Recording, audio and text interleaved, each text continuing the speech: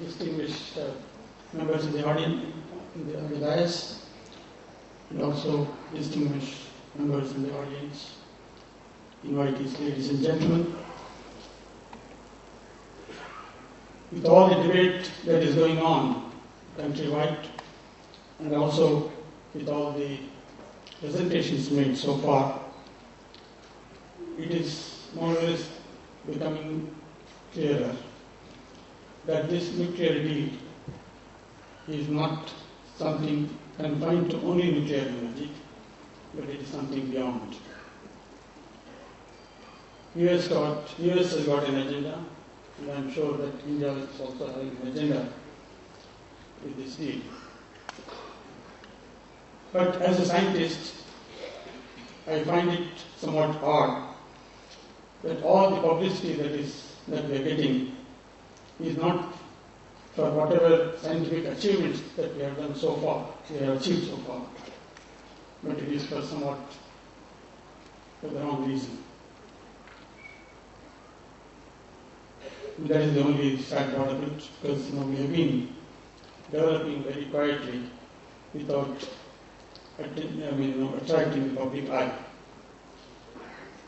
Much before all these embargoes, all restrictions, etc., came into play, post 1974, Baba had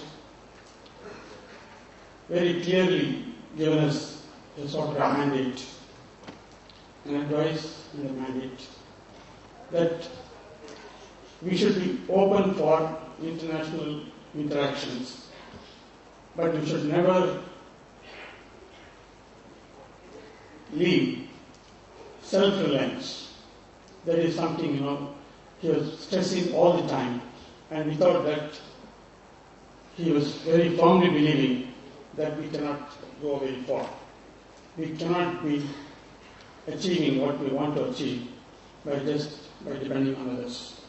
This is one thing, which he was always doing, and all of us was really very proud to follow his diktats.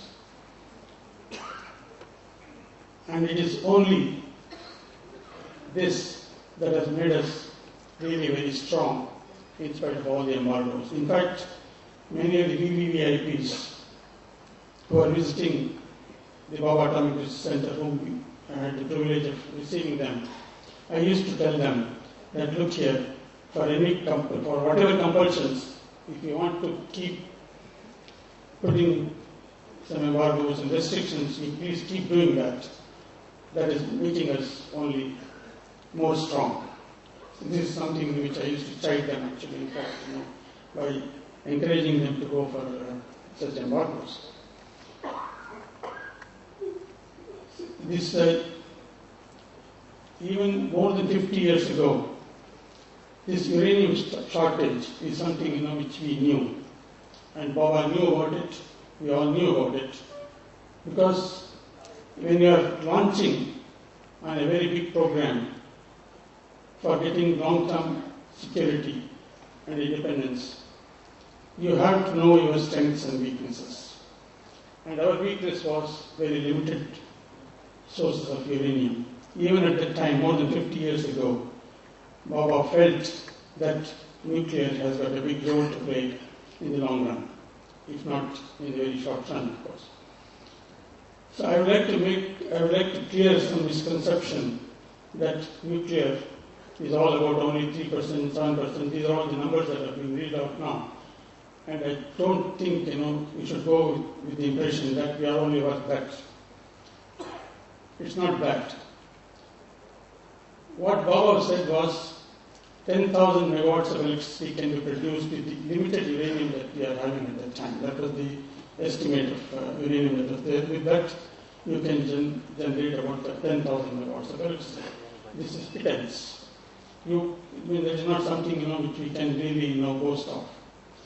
But Kerala provided us enormous amount of hope by way of thorium reserves, one of the richest in the world. So it is only the question of converting this weakness to a strength. So with all the estimates that we made, with all the conversions that one can think of technologically, it was estimated that this 10,000 megawatts of electricity from uranium, if it is properly engineered, could generate 350,000 megawatts of electricity. See the ratio. So that means with thorium utilization, we can go for 350,000 megawatts of electricity with the limited uranium reserves that we are having. And the uranium reserve is not something very static. With very aggressive prospecting, certainly the uranium, fresh uranium also could be found. In fact, even in the seabeds, particularly in the Kerala sea coast, I'm sure there will be a lot of uranium, of course. But these are all some of the things that we'll have to work on actually in a very big way.